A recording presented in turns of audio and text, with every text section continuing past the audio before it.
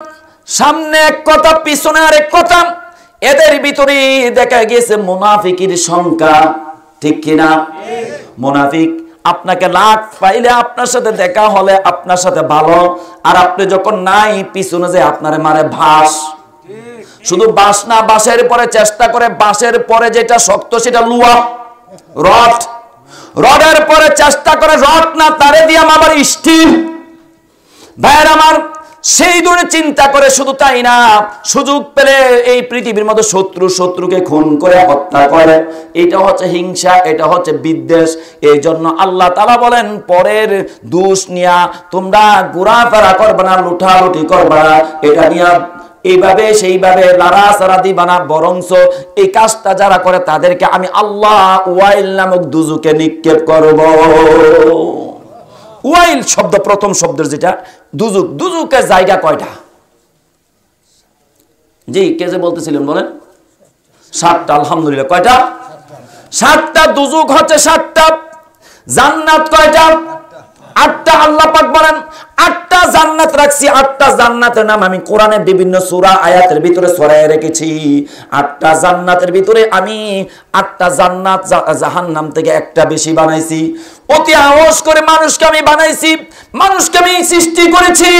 মানুষকে আমি দুজুকে দেওয়ার জন্য নয়, মানুষকে আমি জান্নাতে পাঠানোর জন্য জান্নাত একটা বেশি বানাইছি। আর এক একটা জান্নাতের অবস্থা হচ্ছে এই, পৃথিবী যদি জান্নাতের একটা ইট যদি কিনতে হয়, পৃথিবী 10 বার বিক্রি করলে যেই সম্মান মর্যাদা ইজ্জত, তার চেয়ে বেশি জান্নাতের একটা ইটের দাম। প্রিয় ভাইরা আমার, আপনারা বলতে পারেন এত দাম কিভাবে, এত দাম কিভাবে? হে, দুনিয়ার বাস্তবতার ভিতরে আসেন। একটা কবুতরের দাম কত আছে বর্তমান? 1 লাখ টাকা আছে এক জোড়া, এর উপরে নাই। আমি বাস্তব এক জোড়া কবুতরের দাম 1 লাখ টাকার উপরে মার্কেটে দেখাতে আমি বাস্তব পরামর্শ করে দেখছি। এবার আসেন, ছোট্ট একটা প্রাণী কবুতরের দাম যদি দুনিয়াতে এক জোড়া কবুতরের দাম 1 লক্ষ টাকা হতে পারে, এবার নিকৃষ্ট প্রাণী যেটা কুকুর, কুকুরের দাম কত? কথা বলেন। হ্যাঁ, আমার দেশের কুকুরের দাম আরো বেশি। আমার দেশের কুকুরের দাম নাই ভাইয়ের আমার। তবে বিদেশি কুকুর আমার দেশের ভিতরে কিনে নিয়ে আসে, এক একটা কুকুরের দাম 5 লক্ষ টাকা সরকার আছে। আমার নিজের চোখে দেখা 2010-এ সিলেটের লন্ডনের বাড়ির ভিতরে একটা কুকুরের দাম 1 লক্ষ টাকার উপরে। এমনকি তখনকার সময় দেখি যে একটা শাড়ির দাম সরকার প্রায় 1 লক্ষ টাকার মতো। ওই শাড়ির দামটা আমি দেখলাম এত দাম। প্রিয় ভাইরা আমার, আমি বলতে চাই, একটা কুকুরের দাম যদি আগে 2010-এ যদি 1 লক্ষ টাকা হয়, বর্তমানে 5 লক্ষ টাকা যদি হয়, এবার যদি কবুতরের এক জোড়া কবুতরের জোড়া যদি 1 লক্ষ টাকা হয়, এর চেয়ে ছোট যেটার পরিমাণটা একটা পাথরের টুকরা, পাথরের দাম কত? কথা কই না এখন? পাথরের মধ্যে শ্বেত পাথর আছে, পাথরের মধ্যে মুতি পাথর আছে, পাথরের মধ্যে আকি পাথর আছে, পাথরের ভিতরে মার্বেল পাথর আছে, পাথরের মধ্যে কত জাত আছে, এক একটা পাথরের দাম কত? এবার বলতে পারেন এমন পাথর আছে যে এই পাথরটাকে কি বলা হয়? দেখি পাথর নিয়ে কেউ জানেন কিনা? ভাইয়ের আমার, পাথরের দাম, একটা পাথরের টুকরার দাম প্রায় 5 লক্ষ টাকার উপর আছে। আল্লাহু আকবার। এবার আসেন, একটা ছোট্ট একটা কৌটা আতরের দাম 1 লক্ষ টাকার উপরে। এটা আমি বাস্তব নিজে দেখেছি সৌদি আরবে। ভাইয়ার আমার, আতরের দাম যদি এত হয়, পারফিউর দাম, একটা কবুতরের জোড়ার দাম যদি এত হয়, একটা কুকুরের দাম যদি এত হয়, এই পৃথিবীর মধ্যে যদি আপনার আমার নিকৃষ্ট প্রাণী কুকুরের দাম এত হতে পারে, তাহলে আপনার আমার বুঝতে হবে আল্লাহর জান্নাতের ইটের দাম কি দুনিয়ার মতো? জান্নাত কি দুনিয়ার মতো? জান্নাতের দাম বেশি না কম? কেমন বেশি? প্রিয় ভাইয়ের আমার, জান্নাতে আল্লাহ পাক এমন একটা পরিবেশন করবেন, এমন একটা অবস্থা আল্লাহ তাআলা আপনাকে আমাকে জান্নাতে যারা যাবে তাদেরকে এত সেবা দান করবেন। জান্নাতের ভিতরে আপনি যা খাওয়ার চেষ্টা করবেন, আল্লাহ সূরা আন-নাবার ভিতরে বলেছেন জান্নাতীদেরকে ইনটেক ফল খাওয়াবেন, নতুন যেই ফলের ভিতরে কোনো ফরমালিন নাই। এই ফলটা কি ফল? যা মনে চায় তাই খাবেন, যেটা মনে চায় সেইটা আল্লাহ দান করবেন। আপনাকে পারতে হবে না হাত দিয়ে, আপনাকে আলগি দিয়ে আপনার হাত উত্তোলন করে আপনার ফল পারতে হবে না। আল্লাহ তাআলা বলছেন জান্নাতীরা শুধুমাত্র মনে মনে ভাববে, জান্নাতের ফল অটোমেটিকলি জান্নাতের খুরেরা পুরুষের কাছে, আর মহিলারা চলে আসবে। জান্নাতের যে প্লেটটা আসবে সেটা স্বর্ণের তৈরি প্লেট। আল্লাহু আকবার। জান্নাতের প্লেটটা হবে স্বর্ণের। এবার স্বর্ণের এক ভরি স্বর্ণের দাম যদি 70 থেকে 80,000 টাকা হয়, আর একটা প্লেট হবে স্বর্ণের কত টাকা হতে পারে? সুবহানাল্লাহ বলেন। এই স্বর্ণ দিলেন কে? স্বর্ণ রাখলেন কে? আর স্বর্ণ কিভাবে হয় রিফারিং? স্বর্ণ তো রিফারিং এর একসময় সৌদি আরবে কোনো মেশিন আদি ছিল না, সিঙ্গাপুর ছাড়া।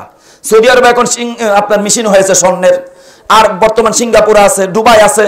তাহলে এই যে স্বর্ণ হয়, স্বর্ণটা তো মাটির থেকে হয়, তাহলে মাটির থেকে স্বর্ণ আল্লাহ তাআলা আপনার জন্য আমার জন্য ব্যবস্থা করেছে, নেওয়ার সম্ভব। স্বর্ণের দাম যদি এত টাকা হতে পারে, তাহলে আল্লাহর জান্নাত স্বর্ণ দিয়া আপনার তৈরি, সেই জান্নাতের দাম নাই? আওয়াজটা সবাই দেয়, দাম নাই? প্রিয় ভাই আমার, দাম আছে। একটা ইটের দাম 10টা পৃথিবীর সমান হবে না, আর 10টা পৃথিবীর সমান একটা ইটের দাম হবে না। সেই জান্নাতের কথা আল্লাহ পাক বলছেন, 8টা জান্নাত আমি তৈরি করেছি বান্দার জন্য। এমন জিনিস রাখবো, বান্দা কোনোদিন প্রজাপতি ধরতে চেষ্টা করেছিল, পারে নাই, বা ধরেছে, এরকম হাজার হাজার প্রজাপতি আপনার ভিতরে, জান্নাতের রুমের ভিতরে, কক্ষের ভিতরে জান্নাতের মেহমানদের কাছে ঘোরাফেরা করবে। জান্নাতি প্রজাপতি। ভাইরা আমার, জান্নাতি প্রজাপতির অবস্থা দুনিয়াতে দেখেন, প্রজাপতির রং রং বেরঙ্গের, কত সুন্দর ফুল, কত সুন্দর ডিজাইন, কত সুন্দর এটার যে একটা কালার, রং কত সুন্দর। এটার ভিতরে তাকাইলে দেখা যায় এক একটা প্রজাপতিকে কে সৃষ্টি করলো? তোমার সৃষ্টি যদি হয় এত সুন্দর, না জানি প্রভু তুমি কত সুন্দর, কত সুন্দর। আল্লাহু আকবার।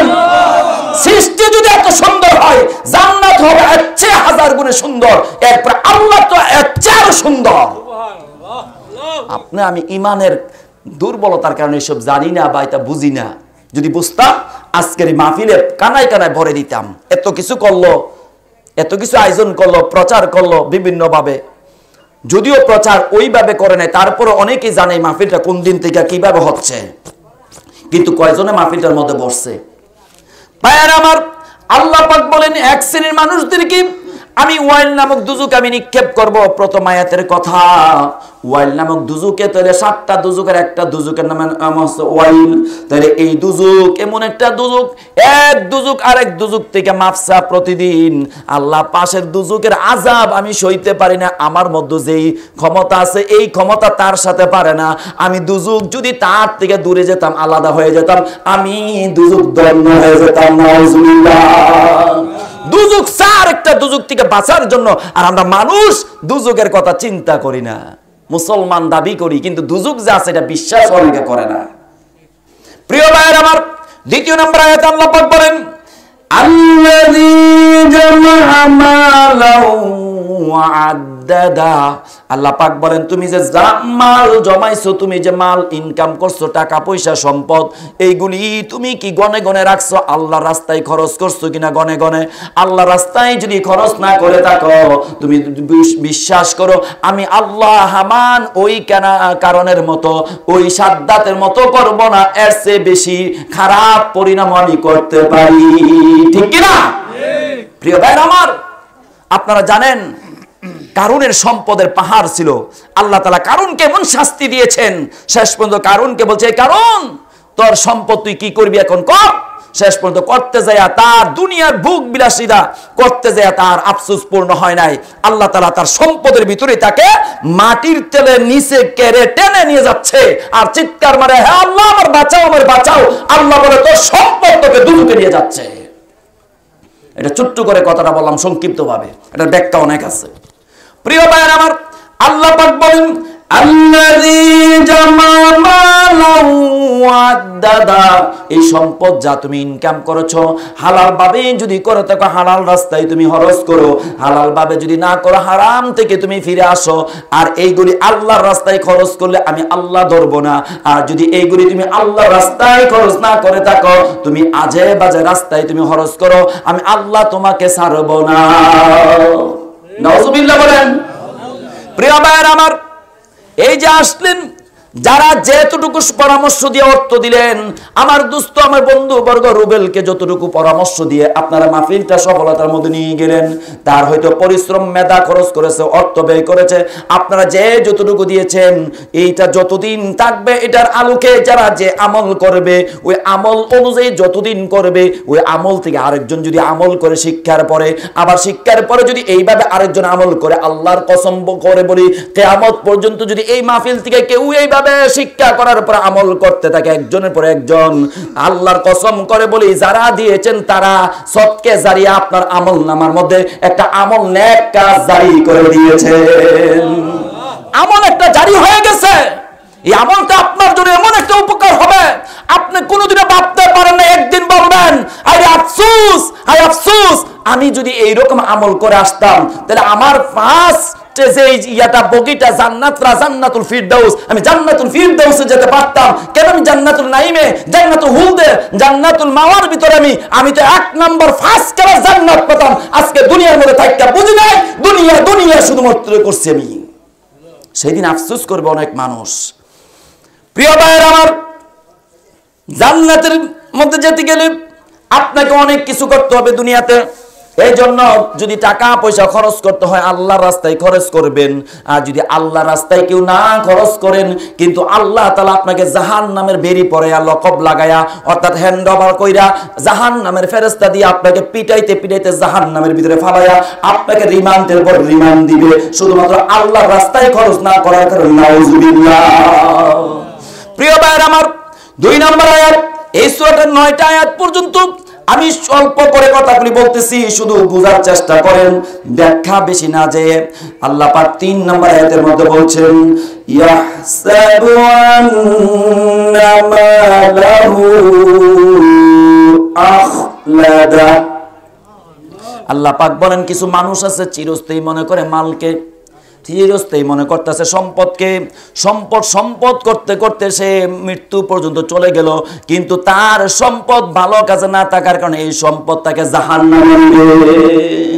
ওয়াল বানুনা লাহায়াত দুনিয়া, তার এই সম্পদ ছেলে মেয়ে হতে পারে, তার সম্পদ স্বর্ণ অলংকার হতে পারে, তার সম্পদ জায়গা জমিন হতে পারে, তার সম্পদ বন্ধু বান্ধব হতে পারে, তার সম্পদ দেখা গেছে টাকা পয়সা হতে পারে, কিন্তু আল্লাহর রাস্তায় না খরচ করার কারণে এইগুলি জাহান্নামের মধ্যে যাওয়ার 1 নাম্বার কারণ হয়ে দাঁড়াবে।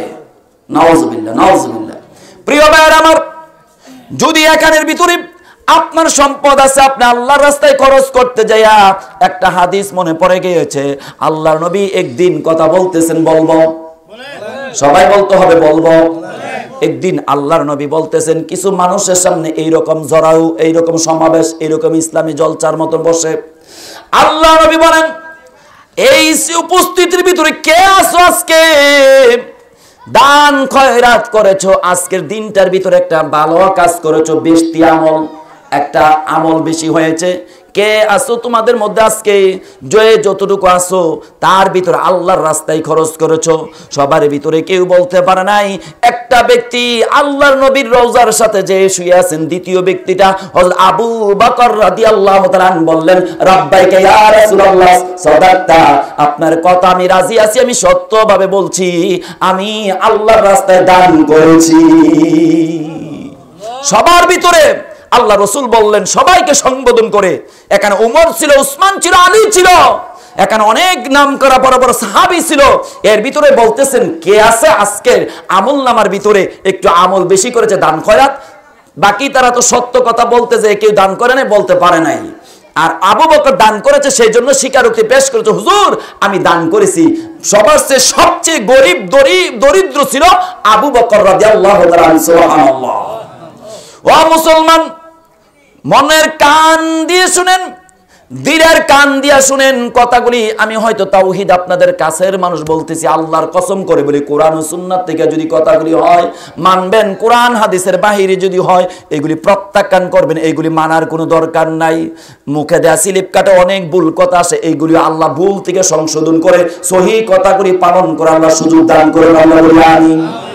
প্রিয় ভাইয়ের আমার, আবার বললেন আল্লাহর নবী, ও সাহাবারা, উপস্থিত যারা আছো, তোমাদের মধ্যে কে আছে যে আজকে অসুস্থ রোগী দেখতে পারছে? প্রতিদিন অসুস্থ রোগী দেখার মতো সবাইকে যাইতে পারি? প্রতিদিন আমরা কি অসুস্থ রোগী দেখতে পারি? আল্লাহ নবী বললেন, কে আছো এখানে যে আজকে একটা আমল হয়েছে বেশি, অসুস্থ রোগী দেখতে গিয়েছো, অসুস্থ রোগী দেখছো? এখানে কেউ বলতে পারে নাই। 2 নাম্বার আমলটা আবু বকর বললেন, হুজুর আমি 2 নাম্বার আমলটা আমি করেছি, অসুস্থ ব্যক্তি দেখতে গিয়েছি। হাদিসের মধ্যে আছে, বুখারী মুসলিমের হাদিস, সহিহ একটা হাদিস, যেই ব্যক্তি কোনো সকাল বেলা থেকে সন্ধ্যার আগ পর্যন্ত কোনো অসুস্থ ব্যক্তিকে দেখতে গেল, আল্লাহ তাআলা অসুস্থ ব্যক্তিকে দেখা করার কারণে ওই ব্যক্তিকে আল্লাহ তাআলা 70,000 ফেরেশতা তার জন্য নিযুক্ত করে। ফেরেশতারা শুধু দোয়া করতে থাকে, আল্লাহ যে ব্যক্তিটা অসুস্থ রোগীকে দেখতে গেল ওই লোকটাকে মাফ করেন, আল্লাহ তার সম্মান বাড়ায় দেন, আল্লাহ তার নেক হায়াত দান করেন, আল্লাহ তাকে পুরস্কৃত করেন, আল্লাহ তার উপর রহমত বারাকা দান করেন। সুবহানাল্লাহ। বিনা পয়সা রহমতের ফেরেশতারা কাজ করতেছে। এবার আপনি প্রশ্ন করতে পারেন, অসুস্থ রোগীকে দেখতে গেলে টাকা পয়সা খরচ হয়, পারলে আপনি সম্ভব হলে করবেন, না পারলে দরকার নাই। তবে দেখা করাটা সুন্নত, নবীজির আদর্শ, নবীজির তরিকা, নবীজির জীবনে যত অসুস্থ ব্যক্তির কথা শুনছেন তত তিনি অসুস্থ ব্যক্তির কাছে চলে গিয়েছেন, অসুস্থ ব্যক্তির কাছে যায়া সান্ত্বনা দিয়েছেন, মাথার মধ্যে হাত বুলিয়ে, তিনি পুরুষ হলে বেটা হলে মাথার মধ্যে হাত রাখতেন আর বলতেন, আসআলুল্লাহিল আযীম রব্বাল আরশিল আযীম, আসআলুল্লাহিল আযীম রব্বাল আরশিল আযীম, আসআলুল্লাহিল আযীম রব্বাল আরশিল আযীম। এইরকম ভাবে 7 বার দোয়াটা মাথার মধ্যে হাত রেখে আল্লাহর নবী দোয়া করতেন।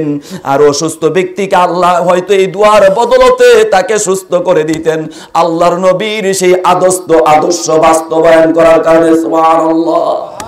প্রিয় ভাইয়ের আমার, সাধারণ কথা না, আপনি যদি রোগীকে দেখতে গেলেন, আরো দোয়া আছে, এই দোয়াগুলি যদি আপনি পারেন পড়বেন, না পারলে খরচ করতে না পারলে 2 দিক, আপনি দোয়া পারলে পড়বেন, না পারলে সমস্যা নাই, আপনি টাকা খরচ করতে পারলে করবেন, না পারলে সমস্যা নাই, শুধু যাইবেন, আল্লাহর নবীর হাদিস আপনার মধ্যে আমল হবে। আর অসুস্থ ব্যক্তিকে দেখার কারণে ওই দিন, দিনে হলে দিনে, রাত্র হলে রাত্রে, আপনার পক্ষে 70,000 ফেরেশতারা দোয়া করতে থাকবে। পারবেন আপনারা আমল করতে? কথা কয় না সবাই পারবেন? ইনশাআল্লাহ বলেন ইনশাআল্লাহ। আলোচনা করে কাজে রাখতে হবে, হবে না নিষ্প্রয়োজনে কথা বললে হবে না, এখানে আজগবি কথা বললে হবে না, এখানে কোরআন ও সুন্নাহ থেকে কথা বলতে হবে, ঠিক কি না? প্রিয় ভাইয়ের আমার, আমল পরিবর্তন করতে হবে। প্রিয় ভাইয়ের আমার, 2 নম্বর আমলটা আবু বকরের মধ্যে রইল। অসুস্থ ব্যক্তি দেখলো, তিনি 1 নাম্বার দান খয়রাত করলো, তিনি পাওয়া গেল। 2 নাম্বার অসুস্থ ব্যক্তিকে দেখলেন। এবার আল্লাহ রাসূল বললেন 3 নাম্বার কাজটা আমি বলি, এই জামাতের ভিতরে উপস্থিতের মধ্যে কে আছো যে জানাজার কাজ আসছে, জানাজাত গিয়েছো? জানাজা তো প্রতিদিন আসে নাকি? প্রতিদিন আসে, যদিও মৃত্যু সংবাদ বেশি আমাদের কানে আসে, কিন্তু প্রতিদিন হয় না। প্রিয় ভাইয়ের আমার, সকল উপস্থিতির ভিতরে আবার আবু বকর 3 নাম্বার কাজটার কথা বললেন, ইয়া রাসূলুল্লাহ, আমি এমন একটা জানাজার মধ্যে অংশগ্রহণ করেছি হুজুর, আমি জানাজার মধ্যে শরীক হয়েছি। আল্লাহর নবী মুস্কি হাসি দিয়া বলেন, আরো কয়েকটা হাদিসটার মধ্যে কথা আছে, আর লম্বা করলাম না। আল্লাহর নবী মুস্কি হাসি দিয়া বলেন, দেখো জান্নাতি মানুষ। আবু বকর বললেন, আমি জানাজার শরীক হয়েছি। আল্লাহ নবী বললেন, আবু বকর আজকের এই পরীক্ষার ভিতরে, ইন্টারভিউর ভিতরে, এই সাক্ষাৎকার পরামর্শের ভিতরে আবু বকর ফাঁস করে ফেলছে। আবু বকরের আমল এমন সুন্দর, আল্লাহ পাক কোরআনুল কারীমের সূরা বাইয়ানার 8 নম্বর আয়াতের মধ্যে বলে দিয়েছেন, 30 পারার ভিতরে সূরা বাইয়ানার, রাদিয়াল্লাহু আনহুম ওয়া রাদু আন যালিকা লিমান খাশিয়া রাব্বা। আল্লাহ তাদের প্রতি খুশি হয়েছেন, রাজি হয়েছেন, তারাও আল্লাহকে রাজি খুশি করাইছে। এমনি রাজি হয় না আল্লাহ তাআলা, তারা রাজি করছে, গোলামি করছে আল্লাহ মনিবার মালিকের, আর মালিক খুশি হয়ে গিয়েছে। সুবহানাল্লাহ, সুবহানাল্লাহ। প্রিয় বন্ধুগণ আমার, প্রিয় মুসলমান ভাই ও বোনেরা, মনোযোগ দিয়ে শুনেন কথাগুলি। আবু বকরের আমল এমন সুন্দর ছিল, আল্লাহর নবীর সাহাবী, আবার রাসূলের আবার শ্বশুর, তিনি দেখা গেল এমন আমল করতেন, এমন আশেক ছিলেন। একদিন নবীজি বললেন, আবু বকর, আমি যখন হিজরত করব আপনাকে আমি সঙ্গে করে নিয়ে যাব, অন্য কেউ আপনার ছাড়া আমার সাথে হবে না। আবু বকর সেই দিন থেকে শোনার পরে মনে মনে এই কথাটা রাখলেন, লালন করে পালন করে এবার তিনি প্রতি রাত্রের ভিতরে সজাগ থাকে, এশারের পরে দরজার সামনে পিঠ লাগায়া দাঁড়ায়া থাকে, ফজর পর্যন্ত অপেক্ষা করে আমার নবী কখন ডাক দিবে, আমার নবী কখন ডাক দেয় আমি জানি না। আমি আবু বকর যদি বিছানার মধ্যে যাই ঘুমায়া যায়, আর নবী আয়েশা যদি এক ডাকের পরে দ্বিতীয় ডাক দেন, নবীর মনে কষ্ট আসবে, আর এই কষ্টের কারণে আমি আবু বকরের জন্য জাহান্নাম ঠিক হয়ে যাবে। নাউজুবিল্লাহ। প্রিয় ভাই আমার, কেমন আশিক ছিল, রাসূলের প্রেমিক ছিল আবু বকর। হিজরতের কথা নবীজি যখন বললেন সেই দিন থেকে তিনি ঘুমান নাই, অনেক দিন পর্যন্ত রাতের বেলা পিঠ লাগায় দরজার মধ্যে ঠেস লাগায় দাঁড়িয়ে রয়েছেন। রাতের গভীর চলে আসলো একদিন, আল্লাহর নবী ডাক দিলেন, আবু বকর। আবার আবু বকর জবাব দিলেন, রব্বাইকা ইয়া রাসূলুল্লাহ, আপনার কথা আমি রাজি, আপনার কথা আমি সাড়া দিয়েছি। নবীজি বললেন, আবু বকর প্রথম ডাকে সাড়া উত্তর দিয়েছেন, দ্বিতীয় ডাক লাগান নাই, আপনি কি আবু বকর ঘুমান নাই? ওই মুহূর্তে আবু বকর বলেন চোখের পানি ছেড়ে দিয়ে, ইয়া রাসূলুল্লাহ, ইয়া হাবিবাল্লাহ, আপনার প্রেমিক, আপনার আশিক, আপনার অনুসারী কেমন হলাম যদি আপনি দ্বিতীয় ডাক দেওয়ার কাম লাগে। আমি আবু বকর ওই দিন থেকে আমি ঘুমাই নাই, যেই দিন বলছেন হিজরতের সাথী হব আমি, সেই দিন থেকে বিছানায় পিঠ লাগাই নাই। প্রিয় ভাইরা আমার, এবার নবীজি বললেন, আবু বকরের আমল এত সম্মান, এত বেশি আবু বকরের সম্মান আল্লাহ বাড়িয়ে দিয়েছেন। আবু বকরের কিছু রাত্রের কিছু অংশের আমল নেককার যদি এক পাল্লায় রাখা হয়, আর পৃথিবীর সমস্ত মানুষের আমলগুলি যদি এক পাল্লা রাখা হয়, আল্লাহর কসম করে বলি, আবু বকরের কিছু রাত্রের সময়টা অল্প সময়ের, রাত্রের পুরা সময় না, রাত্রের কিছু সময়ের আমলের পাল্লাটা ভারী হবে, সমস্ত মানুষের আমল নেক কাজগুলি হালকা, ওজন কমে যাবে। কেমন আবু বকর ছিল, সে আবু বকর সেই জায়গার ভিতরে ফাঁস করেছে। আল্লাহ নবী এই আঙ্গুলের ইশারা দিয়ে বলেন সে ফাঁস, সে জান্নাতি মানুষ। সুবহানাল্লাহ। তাহলে 3 নম্বর আয়াতে কারিমার থেকে শিক্ষা গ্রহণ করেন, ইয়াহসাবু আন্না মালাহু আখলাদা, আপনার সম্পদ কোনোদিন চিরস্থায়ী করবে না, চিরস্থায়ী রাখবে না। এই সম্পদের ভিতর থেকে আপনাকে আমাকে দুনিয়া থেকে বিদায় হতে হবে, ঠিক কিনা? এবার বলতে পারেন, আপনি যে দান খয়রাত করলেন এইগুলি পাবেন কিনা? হ্যাঁ। আপনি যে সালাম দিয়েছেন পাবেন কিনা? অবশ্যই পাবেন, যেমন কর্ম তেমন ফল পাবেন। তবে এটা মনে রাখবেন, যারা হাওলার টাকা দিয়েছেন এই সম্পত্তিকা, এই হাওলার টাকার ভিতরে আল্লাহ তাআলা এমন সওয়াব দিবেন, যতদিন হাওলাদারের কাছে টাকাটা থাকবে, যতদিন রাত্র মাস সপ্তাহ বছর যাবে, ততদিন যদি আপনি সম্ভব হয় ধৈর্য ধারণ করে নিয়েন, আপনি যত দান খয়রাত করলে যে সওয়াব পাইতেন, হাওলার টাকা যতদিন থাকবে ততদিন আপনার আমল নামায় সবকে জারিয়া দান খয়রাত আর সওয়াব পেয়ে যাবেন। দান খয়রাত করলে যে সওয়াব, আপনি হাওলাত দিয়ে রাখার কারণে আপনি সওয়াব পাবেন। সুবহানাল্লাহ, সুবহানাল্লাহ, সুবহানাল্লাহ। প্রিয় ভাইরা আমার, এইরকম বলতেছি, প্রিয় ভাইরা আমার, হাওলাত কিভাবে দিবে? দুইটা এখানে নেছার, দুইটা বিষয় এখানে। এক শ্রেণীর মানুষ আছে হাওলাত নিতে পারলে যখন নেশে আর পাওয়া যায় না, ঠিক কিনা? কথা বলেন। উনি যে কথাটা বলতেছিল, ভাইরা আমার, হাওলাত নিতে গেলে দেখা গিয়েছে ওই জায়গার ভিতরে দেখা গেল হাওলাত যারা নিবে তাকে পাওয়া যায় না। যেমন গ্রামের একটা কথা আছে, যেটা শুনতে গেল একটা হাসির মতো, আবার শুনতে গেল একটা বিশ্রী ভাষা, দিয়া বেজার 17 বার, না দিয়া বেজার একবার বাবা, বলে কিনা? সত্য না? এই কথা সত্য। একান্তে নিয়ে একানি কথা ঠিক থাকে না। এই জন্য এইরকম কথার ভিতরে আপনাকে বুঝতে হবে যে এই হাওলাতদারটাকে দিলে আমি পাইবো কিনা। তবে আপনি যদি সম্ভব হয় দেওয়ার পরে নাও পান, আল্লাহর কসম আপনি দুনিয়াতে লস হলো, আসরের ময়দানে আখিরাতে আপনি লাভবান হয়ে যাবেন। সুবহানাল্লাহ, সুবহানাল্লাহ। ইতিপূর্বে আমি একটু আলোচনা শুনছিলাম, আমাদের ইমাম সাহেব বলছিলেন 3 শ্রেণী ব্যক্তিকে আল্লাহ তাআলা জাহান্নাম উদ্বোধন করবে। বলছে কিনা? কথা বলে না সবাই। যারা শুনছেন হাদিসটা শুনেন নাই? 3 শ্রেণীর ব্যক্তি দিয়ে জাহান্নাম সর্বপ্রথম উদ্বোধন করবে। এর ভিতরে 1 শ্রেণীর আলেমদেরকে দিয়া আল্লাহ জাহান্নাম উদ্বোধন করবে, ঠিক কিনা? এই গলা বেছে, এইরকম তাবিজ বেছে, এই কোরআন দিয়া দিয়া। আবার দেখা গেছে বক্তা হয়েছে, মানুষে যাতে বক্তা বলে। আবার দেখেছে তার ভিতরে গৌরবের শেষ নাই, অহংকারের শেষ নাই। আলেম আলেমের সাথে দেখেছে হস্তাহস্তি, দস্তাদস্তি। আলেম হয়ে দেখা গেছে মানুষের কাছে অহংকার করে, আবার আলেম হয়ে মানুষের গালাগালি করে। এমনকি স্টেজের ভিতরে, প্যান্ডেলের ভিতরে দেখা গিয়েছে এক আলেম আরেক আলেমকে কাফের বলে। কথা বলেন ঠিক কিনা? এইসব আলেমকে দিয়ে আল্লাহ তাআলা জান্নাত উদ্বোধন করবে না, করবে জাহান্নাম উদ্বোধন। 3 শ্রেণীর ভিতরে একটা। 2 নাম্বার হচ্ছে যারা নাকি আপনার শহীদ হইছে, শহীদের ভিতরে দেখা গিয়েছে পৃথিবীর মানুষ তাকে নাম বলবে, সে নাই কিন্তু তার বাপের কেউ শহীদের আব্বা, তার মার কেউ শহীদের আম্মা, কত মর্যাদা শহীদের আম্মা। তার নিয়ত ছিল মানুষ তাকে বলবে শহীদ হইছে। আল্লাহ বলে এটা নিয়ত যে করছো, বুখারী মুসলিমের হাদিস। আজকে রাহা আমলের প্রথম খণ্ডের ভিতরে 5 নাম্বার হাদিস আমি সকালবেলা ফজরের পরে বলছিলাম, বলি নাই? ফজরের পরে মসজিদের ভিতরে রাহা আমলের প্রথম নাম্বার খণ্ড 5 নাম্বার হাদিস। হুজুর আছে, হুজুর এই কিতাব পড়ছে, বুখারী মুসলিমের হাদিস এটা। যেই ব্যক্তি নাকি নিয়ত ঠিক করবে না, যার ভিতরে লা ইলাহা ইল্লাল্লাহ আছে ঠিক, কিন্তু নিয়ত ঠিক নাই, নিয়তের ভিতরে ভেজাল, আল্লাহ নিয়তের ভিতরে বরকত দিবেন না। আল্লাহ নিয়তের ভিতরে বরকত। তো ওই শহীদের নিয়ত ছিল মানুষে তারা মারহাবা দিবে, তাকে স্বাগতম জানাবে, অথবা তে মারা গেলে মানুষ তারা নিয়ে অনেক কিছু বলবে।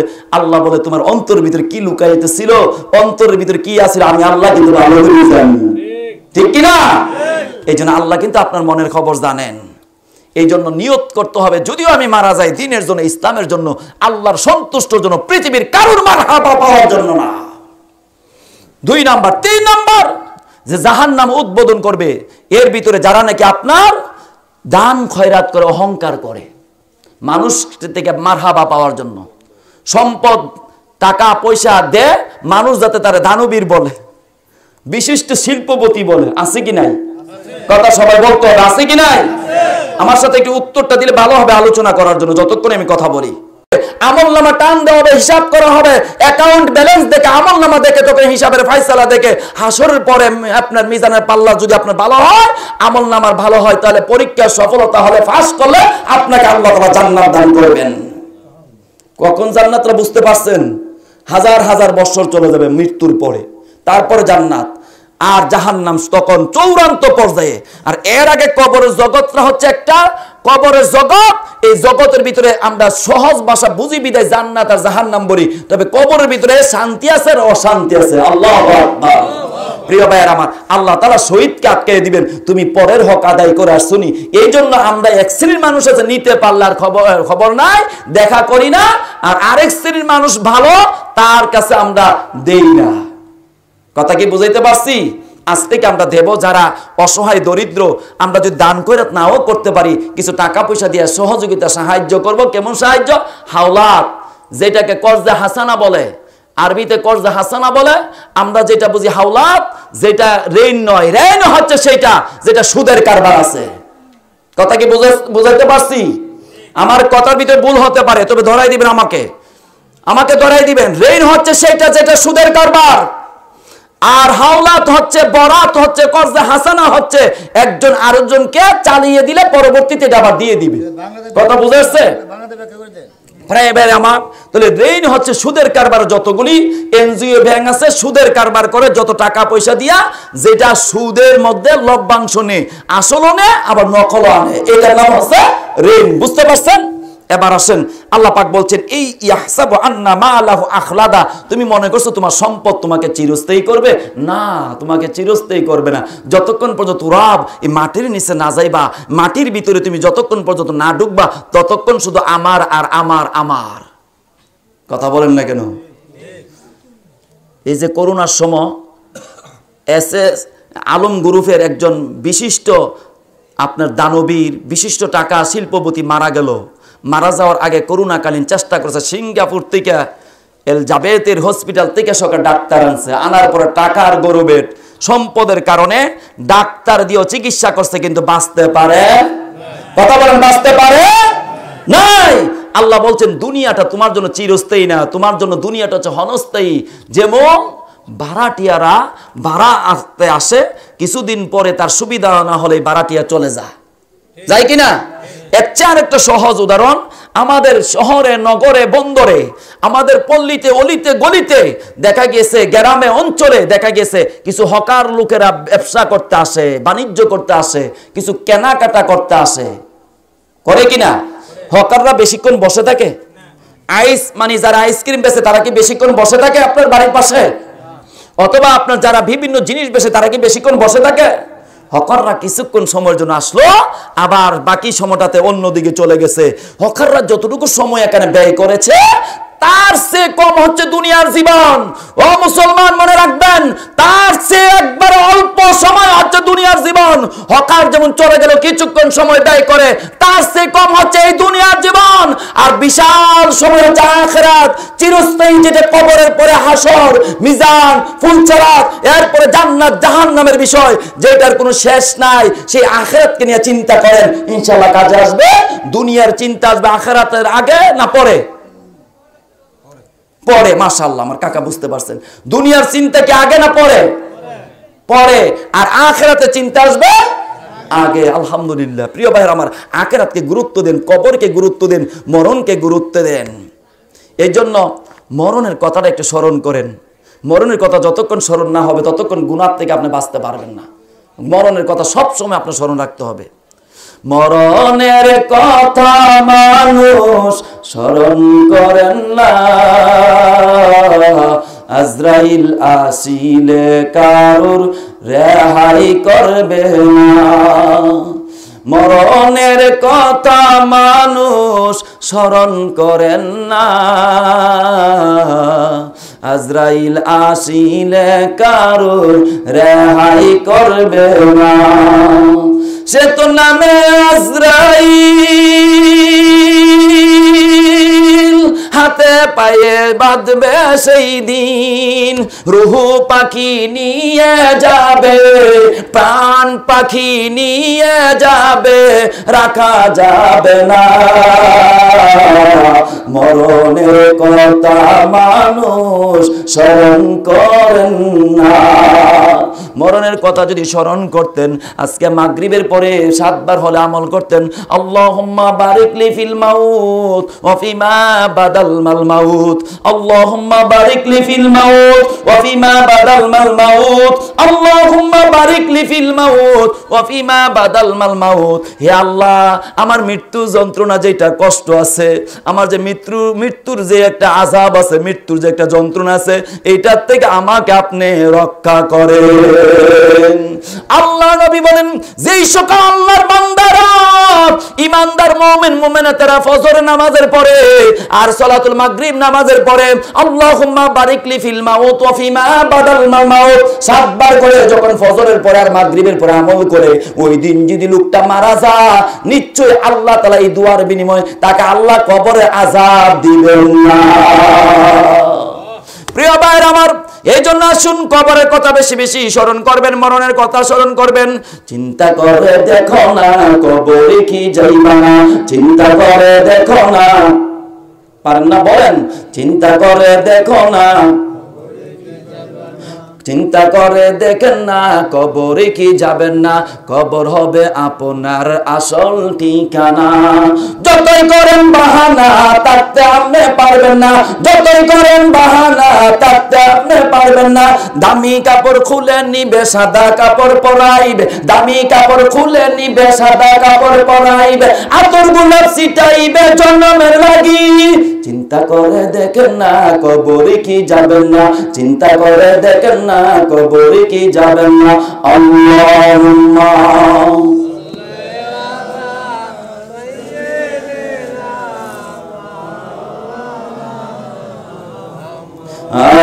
আলা আলি সাইয়্যিদিনা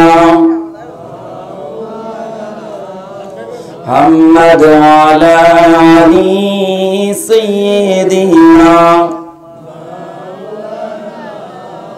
মুহাম্মদ আলা আলি সাইয়্যিদিনা। এই জন্য 3 নম্বর আয়াত থেকে কিছু কথা বললাম। ইয়াহসাবু আন্না মালাহু আখলাদা, আপনি দুনিয়া দুনিয়া করতেছেন, দুনিয়া করবেন, তবে দুনিয়াটা পরে আখিরাতকে আপনি সামনে রাখবেন।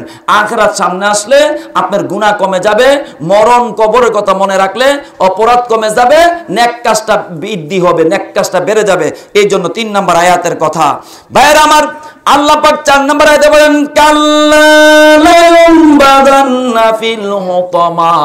ও আপনারা কি জানেন, নবী কি জানেন হুতামা কি? হুতামা হচ্ছে আল্লাহর প্রজ্বলিত একটা জ্বলন্ত আগুন। হুতামা হচ্ছে 7টা জাহান্নামের একটা জাহান্নাম। নাউজুবিল্লাহ বলেন। একটা ওয়াইল নামক দুজক এখানে পাওয়া গেল, আরেকটা হুতামা নামক একটা স্থান পাওয়া গেল, একটা জায়গা পাওয়া গেল। আল্লাহ তাআলা বললেন হুতামাটা কি জানেননি? ও নবী আপনি জানেননি? নবীকে প্রশ্ন করে কাল্লা শব্দ দিয়া এখানে কোশ্চেন করেছেন। এখানে আল্লাহ তাআলা এখানে বুঝাইতে চাচ্ছেন ও নবী আপনি কি জানেননি? না জানলে আপনি জানার চেষ্টা করেন, উত্তর না পালে উত্তরটা আপনি সংগ্রহ করেন। আল্লাহ পাক বলেন এই হুতামাটা কি? হুতামাটা হচ্ছে এমন একটা হুতামা, নার ওয়া মা আদরাকা মাল হুতামা। আওয়াজ দিয়ে বলেন না সবাই। ওয়া মা আদরাকা মাল হুতামা। হুতামাটা হচ্ছে আল্লাহর পক্ষ থেকে একটা জাহান্নামের জায়গা, যেখানে আপনাকে আমাকে কুকর্মের কারণে, অন্যায়ের কারণে যেতে হবে। নাউজুবিল্লাহ। এরপর আল্লাহ পাক বলেন এই হুতামাটার ব্যাপারে উদাহরণ দিলেন। আল্লাহ তাআলা প্রমাণ করে বললেন নারুল্লাহিল মুকাদা। এটা হচ্ছে আল্লাহর প্রজ্বলিত আগুন, যে আগুনের ভিতরে একমাত্র মানুষ আর জিন যাবে, সেখানে জাহান্নামের ভিতরে। নাউজুবিল্লাহ। নার মানে আগুন, লাহি মানে আল্লাহ, আল্লাহর একটা তৈরি, মুকাদা জ্বলন্ত আগুন, প্রজ্বলিত আগুন।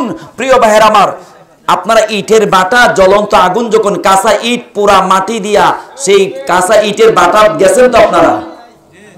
সবাই কি গেছেন? সবাই যাবেন যদি এইরকম সুযোগ আছে। ইটের বাটার মধ্যে আবার চুলার মধ্যে গিয়ে পাড়া দিবেন না, আমার কথা শুন না।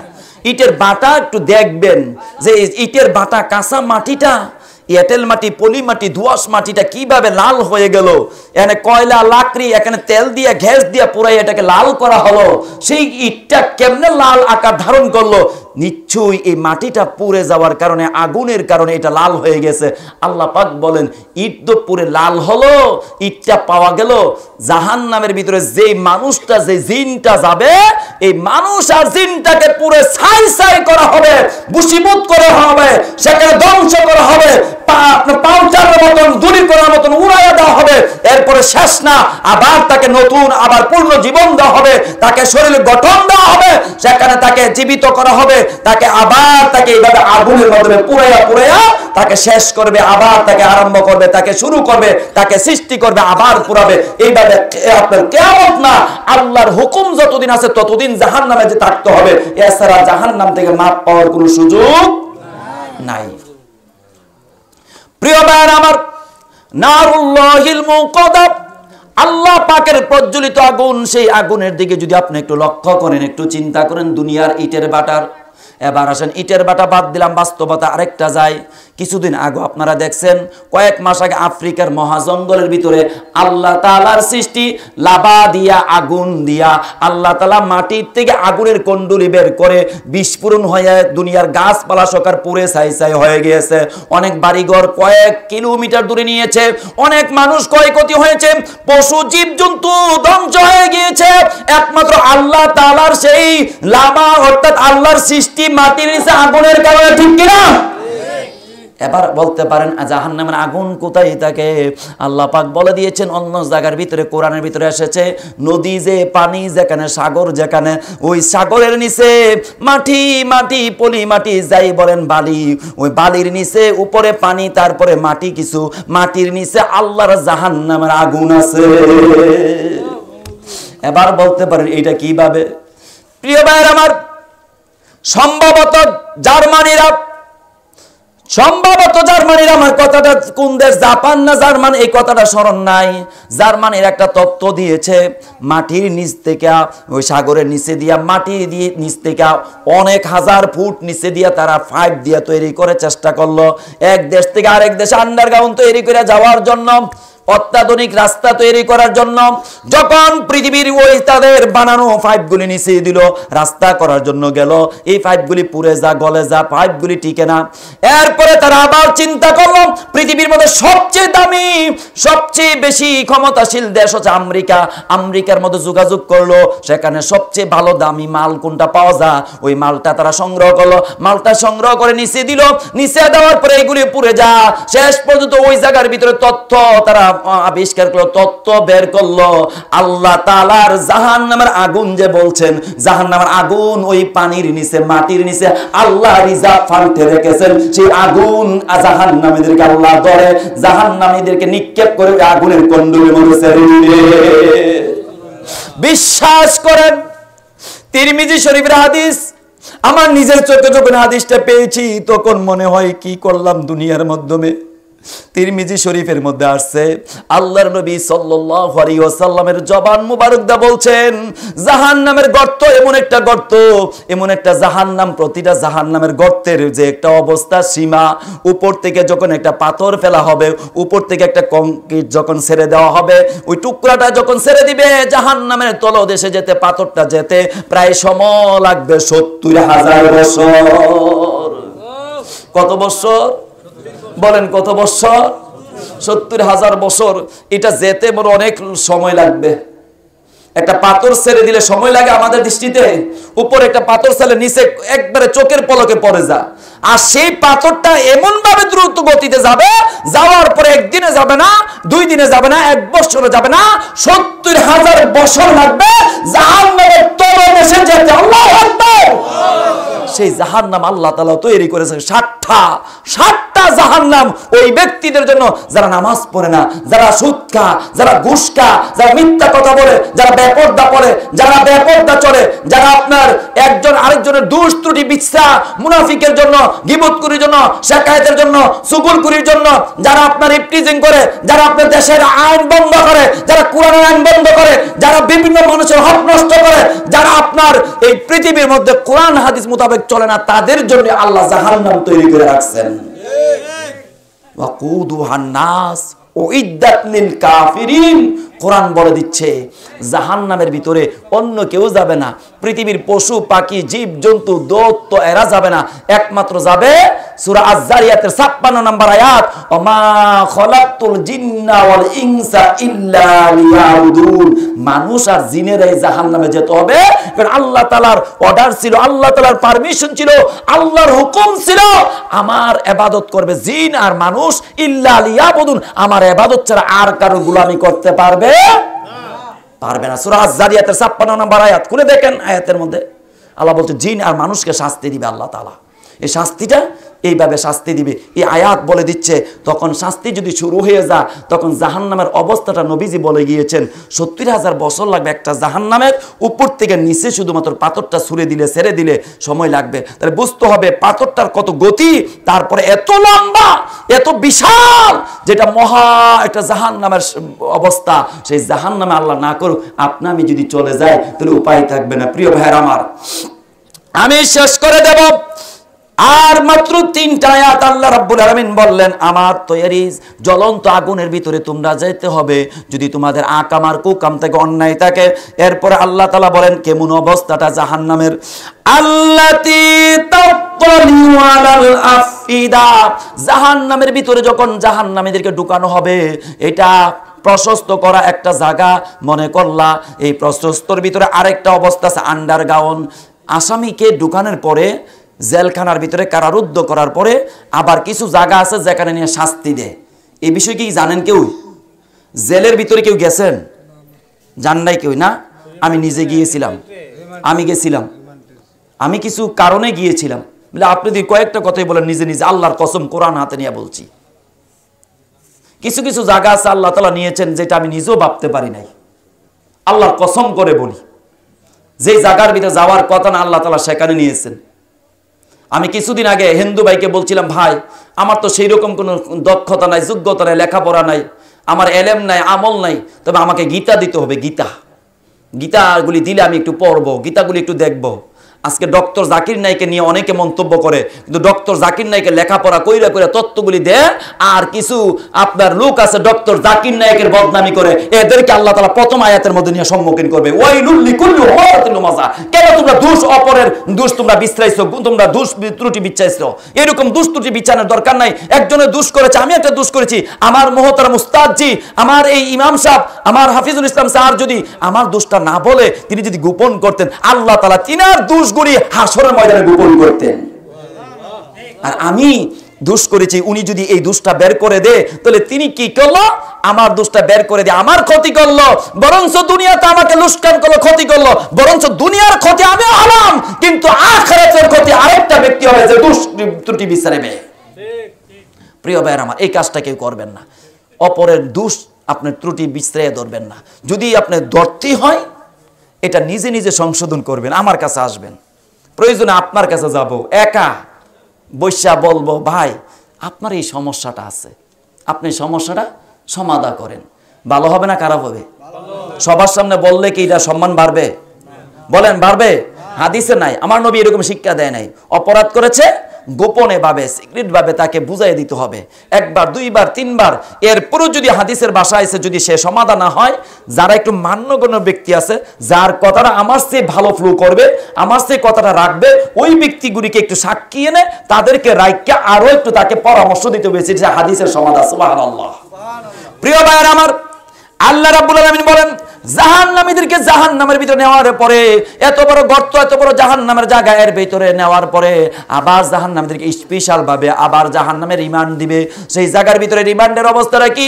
বর্তমান আমাদের পল্লী বিদ্যুতের যে খুঁটিগুলি দেখছেন, কথা কয় না কেউ, খুঁটিগুলির ভিতরে এক খুঁটি আছে গাছের, আরেকটা আছে আপনার যেটা সিমেন্ট রড বালি দিয়া করা।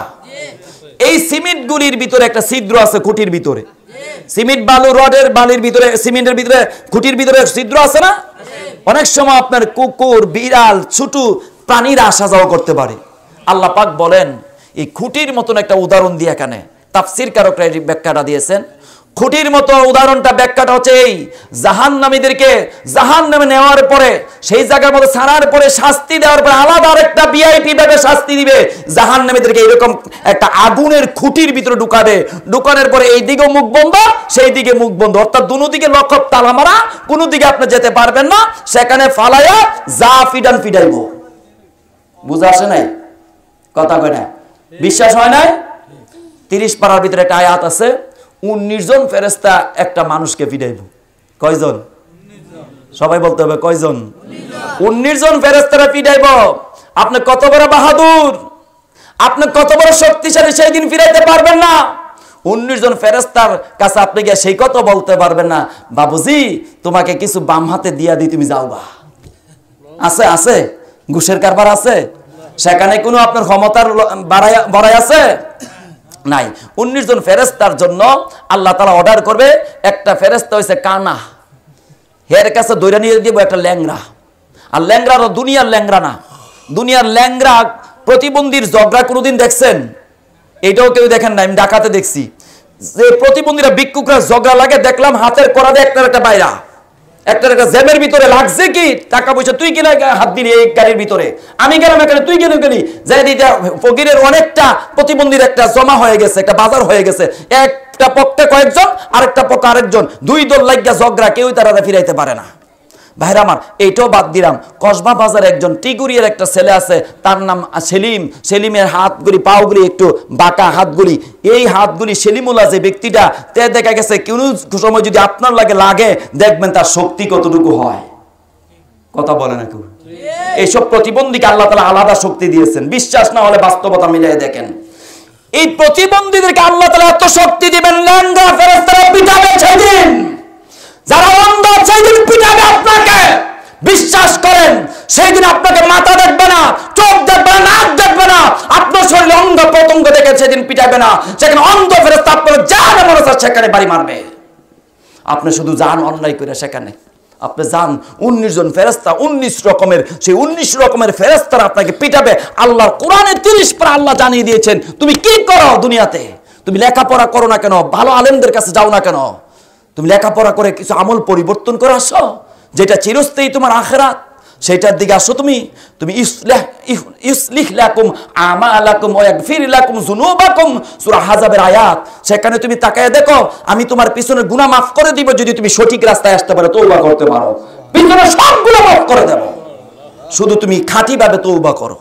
প্রিয় ভাইয়ের আমার, তাহলে জাহান্নামীদেরকে 19 জন ফেরেশতারা পিটাইবেন। আর 19 জন ফেরেশতাদের পিটার থেকে একটা হাদিস আছে, কেউ যদি ফজরের পরে মাগরিবের পরে 19 বার বিসমিল্লাহির রহমানির রহিম আমল করে, হয়তো আর আমলটা ভালো হয়, এই 19 জন ফেরেশতার থেকে আমলের কারণে আল্লাহ পিটার থেকে বন্ধ করে আপনাকে নিরাপদ রাখবেন। সুবহানাল্লাহ। আওয়াজ কমে গেছে, ওয়াজ ছেড়ে দেব তাইলে। যদি সুবহানার আওয়াজ যদি একটু কমে যায়, বুঝলাম আপনারা দুর্বল হয়ে গেছেন, তাহলে ওয়াজ ছেড়ে দেব। আর যদি একটু আওয়াজটা দেন, তাহলে যতটুকু আয়াত আছে এর ভিতরে কথা বলে আমি শেষ করতে পারবো ইনশাআল্লাহ। প্রিয় ভাইয়ের আমার, আল্লাহ তাআলা বলেন আল্লাতী তাত্তালিউ আলাল আফইদা, জাহান্নামীদেরকে আমি এমন একটা অবস্থা করব, জাহান্নামের ভিতরে যারা যাবে তাদেরকে স্পেশাল ভাবে ভিআইপি ভাবে আবার কিছু শাস্তি দেব।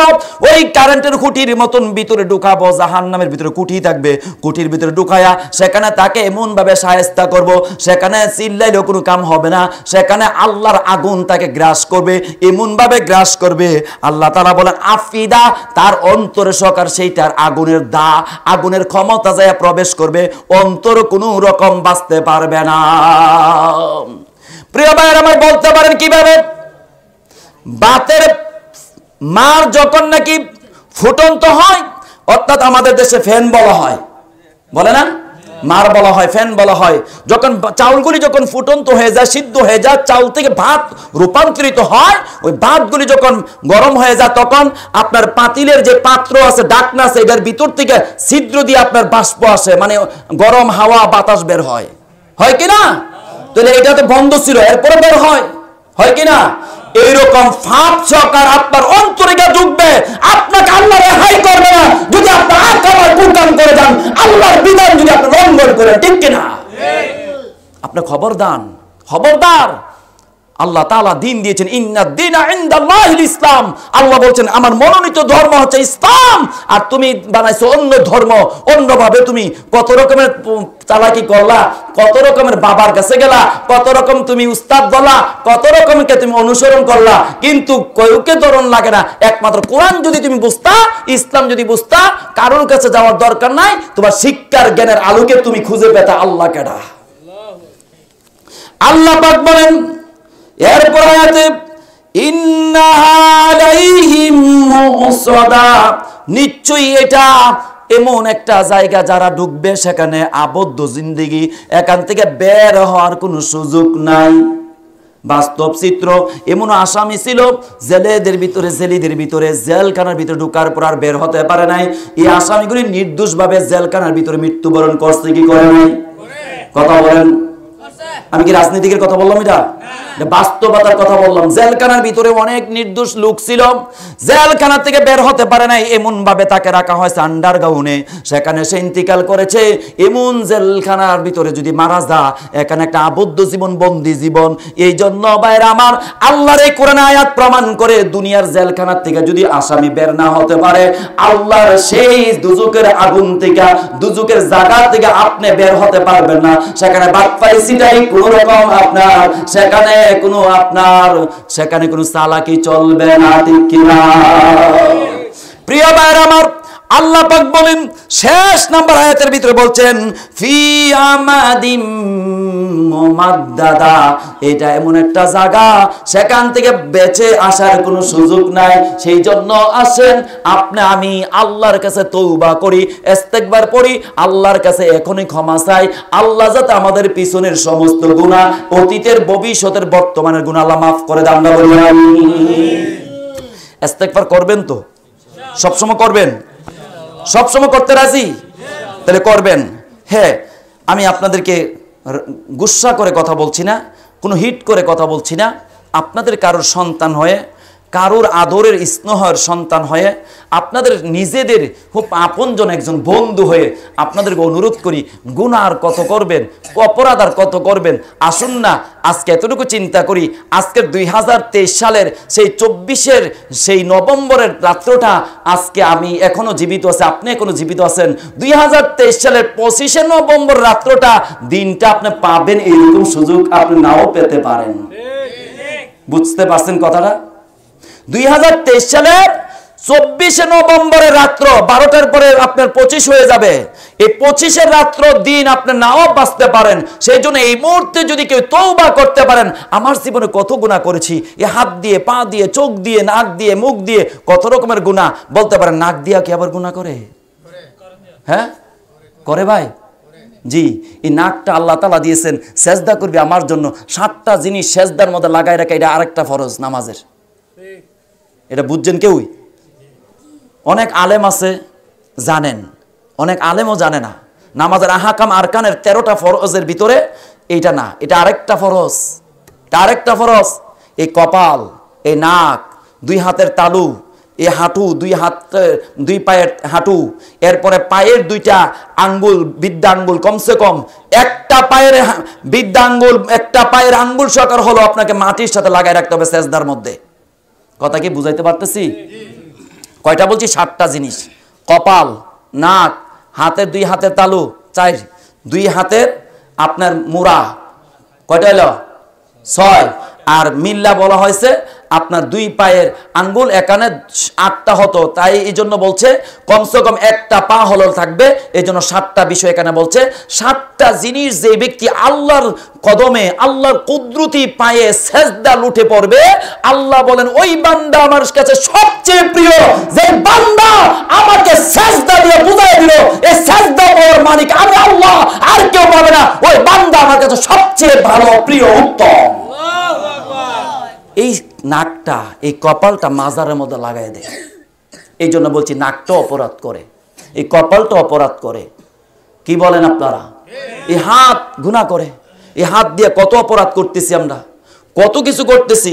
আরে ভাই, মা বাবাকে টাকা দিলাম হলে কিচ্ছু না দিতে পারি, অত্যন্ত বড় একটা প্যারাসিটামল ট্যাবলেট হলো দিতাম, মায়ের যদি একটু শরীরের মধ্যে একটু ব্যথা, একটু জ্বর অনুভব হচ্ছে, এই প্যারাসিটামলের 1 টাকা থেকে 5 টাকার দরের বা 10 টাকার যে ট্যাবলেটটা, এই টাকাটা মাকে না দিয়ে, বাবাকে না দিয়ে, এই 5 টাকা, 1 টাকা, 10 টাকা মোবাইল ফোনে খরচ করে ওই প্রেমিকার সাথে এই টিজিং এ কথা বলে যে টাকাটা আমি খরচ করলাম, আল্লাহর কসম এই হাতটা গুনাহ করেছে, এই কানটা গুনাহ করেছে, আল্লাহর কসম এই জবান গুনাহ করেছে, আপনার জিহ্বা গুনাহ করেছে।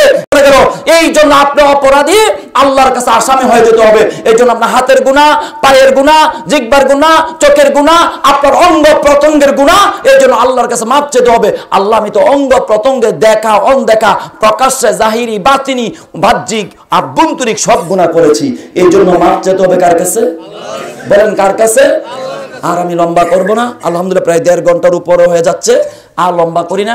যতটুকু কথা বলেছি আল্লাহ তাআলা আমাকে মানার এবং আপনাদেরকে মানার, পালন করা আল্লাহ সহজ করুক। যতগুলি ভুল কথা হয়েছে আমার কথার ভিতরে কোরআন হাদিসের বাইরেও হয়েছে, এই কথাগুলির থেকে আমাকেও আপনাদেরকে বিরত হয়ে সহিহ কথাগুলি আমল করা আল্লাহ সুযোগ দান করুক। আমরা বলি আমিন। ধন্যবাদ বলি কিনা? বাংলা ভাষায় ভালো কথাই, খারাপ না, ধন্যবাদ। এখানে এই কথাটা না বললে যদি জাযাকাল্লাহ আরবিতে বলতেন একটা দোয়া হয়ে যেত। কথা বলে নাকি? ওই তো আরেকটু কথা বাড়াই দিচ্ছে, খায়ের মানে উত্তম। জাযাকাল্লাহ খায়ের, আল্লাহ আপনাকে পুরস্কৃত করুক উত্তম ভাবে, আপনাকে উত্তম মানে যেইটা ভালো এর চেয়ে আরো ভালো দান করুক। মুখের মাধ্যমে এই কথাটা যদি আপনি বলে দেন, এটার ভিতরে আপনি সওয়াব করে ফেললেন। সুবহানাল্লাহ, সুবহানাল্লাহ, কত সুন্দর সওয়াবের বিষয়। আপনি শুধুমাত্র আমলটা 24 ঘন্টা আপনি কিছু কাজ করেন না, যেই কাজগুলি করলে আপনার 24 ঘন্টায় আমল হবে, ইবাদত হবে, বন্দেগী হবে। আপনি পড়তে বসছেন, সেই পড়াটা আপনার বিজ্ঞান, সেই পড়াটা সমাজ, সেই পড়াটা আপনার ম্যাথমেটিক্স অথবা বায়োলজি, ফিজিক বা সায়েন্স যে কোনো বিষয় নিয়ে পড়তে গেছেন, কোরআন সুন্নাহ বাদ দিয়া সেখানে যদি আপনি শুরু করেন আউযু বিল্লাহি মিনাশ শাইতানির রাজিম বিসমিল্লাহির রহমানির রহিম রব্বি জিদনি ইলমা, এই ছোট ছোট কথাগুলি রব্বি জিদনি ইলমা সূরা তুহার ভিতরে আয়াত যদি পড়তে পারেন, বিসমিল্লাহির রহমানির রহিম সূরা নমলের আয়াত যদি পড়তে পারেন, আউযু বিল্লাহি মিনাশ শাইতানির রাজিম সূরা নাহলের আয়াত যদি পড়তে পারেন, আল্লাহর কসম আপনার যত লেখাপড়াই হোক, বাংলা, অঙ্ক, ইংরেজি সবগুলির ভিতরে আল্লাহ সওয়াব দান করবেন। প্রিয় ভাইরা আমার, বাজার করতে গেছেন, দোকানদারি করতে গেছেন, শুধু বিসমিল্লাহ বলে শুরু করলেন, এই দোকানদারিটা আপনার ইবাদত হয়ে যাবে। সুবহানাল্লাহ বলেন। হাঁটতে বের হইছেন, হাঁটা শুরু করছেন, ঘর থেকে বের হইছেন, বিসমিল্লাহি তাওয়াক্কালতু আলাল্লাহ, এত বড় দুয়াও পারেন না অনেকে, শুধু বিসমিল্লাহ বলে ডান পাটা ঘরের চৌকাঠ থেকে ডান পাটা বেড়ায় দিলেন, এই যে বের হয়ে গেলেন আল্লাহর উপরে নাম দিয়া, আল্লাহর কসম আপনার এই যাওয়াটা ইবাদত হয়ে যাবে। বাজারে ঢুকছেন, বাজারে ঢুকে আপনি কিছু পড়তে পারেন না, কিছু জানেন না, অত্যন্ত পক্ষে বাজারে ঢোকার পর আউযু বিল্লাহি মিনাশ শাইতানির রাজিম পড়বেন। কারণ বাজারের ভিতরে বেশিরভাগ দেখা গেছে শয়তানি, বাজারের ভিতরে বেশিরভাগ গুনার কাজ, বাজারের ভিতরে দেখা গেছে বর্তমান ফিতনার জমানা বেশিরভাগ ওই বেগানা নারী। কথা বলেন ঠিক কিনা? এইজন্য আল্লাহ রাসূল সাল্লাল্লাহু আলাইহি ওয়াসাল্লাম বাজারের ভিতরে ঢুকলেই লা ইলাহা ইল্লাল্লাহু ওয়াহদাহু লা শারীকা লাহু লাহুল মুলকু ওয়া লাহুল হামদু ওয়া হুয়া আলা কুল্লি শাইইন কাদির, বাজারের ভিতরে ঢুকলেই দোয়া করতেন। খারাপ লাগছে কথাগুলি? ছোট ছোট কয়েকটা কথা বললাম, এটি আপনাদেরকে মেসেজ দিলাম। অনেকে মেসেজ বুঝেন তো, মেসেজ আসে না মোবাইলের ভিতরে, অনেক প্রোগ্রামের ভিতরে মেসেজ আসে না, বিভিন্নভাবে কোম্পানির থেকে অফার আসে, এই কয়েকটা মেসেজ দিলাম। সালাম দিবেন, সালাম দিবেন, এইরকম ছোট্ট ছোট্ট ভাবে আমলগুলি করবেন, দেখবেন আপনার আমল নামার মধ্যে নামাজ পড়লে যে সওয়াব, রোজা রাখলে যে সওয়াব, দান খয়রাত করলে যে সওয়াব, আপনি ছোট্ট ছোট্ট আমলগুলি করলে আপনি এই সওয়াব পেয়ে যাবেন। সুবহানাল্লাহ। এই জন্য আসুন আমরা দোয়ার দিকে যাই। দোয়ার আগে আমরা তওবা করি, সবাই মিলে বলি যে এই দোয়াটা সাইয়্যিদুল ইস্তিগফার, তওবার ভিতরে সবচেয়ে শ্রেষ্ঠ তওবার দোয়া সেটা হচ্ছে সাইয়্যিদুল ইস্তিগফার, মানে সকল ইস্তিগফারের নেতা। সাইয়্যিদ মানে নেতা, সাইয়্যিদুল ইস্তিগফার মানে ইস্তিগফারের নেতা। আলহামদুলিল্লাহ বলেন। সেই জন্য আমরা সাইয়্যিদুল ইস্তিগফার পড়ি, আল্লাহুম্মা আনতা রব্বি লা ইলাহা ইল্লা আনতা খলাকতানি আনা আবদুকা ওয়া আনা আলা আহদিকা ওয়া ওয়াদিকা মাস্তাতাতু আউযু বিকা মিন শাররি মা সানাতু আবুলাক বিনিমাতিকা আলাইয়া আবু বিদাম্বি ফা ইন্নাহু লা ইয়াগফিরু যুনুবা ইল্লা আনতা ইয়া আরহামার রাহিমিন। আমরা তওবা করেছি সবচেয়ে সর্বশ্রেষ্ঠ সাইয়্যিদুল ইস্তিগফার। ছোট্ট কথা হইছে, এই ইস্তিগফার যারা পারেন না তারা কি করবেন? তারা প্রতি সময় আস্তাগফিরুল্লাহ আস্তাগফিরুল্লাহ আস্তাগফিরুল্লাহ এইভাবে পড়তে থাকবেন। যদি কোনো সময় আবার বেঁচে থাকি কথা হবে ইস্তিগফারের উপরে শুধু কথা বলবো, এই বিষয়টা নিয়ে শুধু ইস্তিগফার, শুধু ইস্তিগফার। ইস্তিগফারের বিশাল ঘটনা আছে, সেই জন্য ইস্তিগফার নিয়ে কথা হবে। যদি কোনো সময় আল্লাহ তাআলা আমাদেরকে আবার সুযোগ দেয় তখন ইনশাআল্লাহ কথা বলবো। কোরআনের ভিতরে ইস্তিগফারের ব্যাপারে অনেক আয়াত আছে, আল্লাহ সেই তৌফিক দান করুক, আমাদের সকলকে আল্লাহ কবুল করুক, আমিন।